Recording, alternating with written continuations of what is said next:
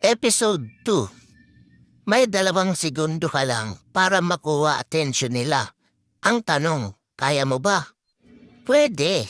Pinakamaganda ang video mo. Pero kung hindi ka kaakit-akit sa thumbnail at title, hindi ka nila makikita. Example, practical tip, thumbnail. Gumamit ng maliwanag na background, mukha ng emosyon at malaking readable text. Title, gawing nakaka-curious at specific. Halimbawa, masama, may trip vlog. Mas strategic, nakasurprise ako sa pinakamagandang tanawin sa Banawe. Keywords, ilagay sa description at title, Banawe Travel Vlog, pinakamagandang tanawin.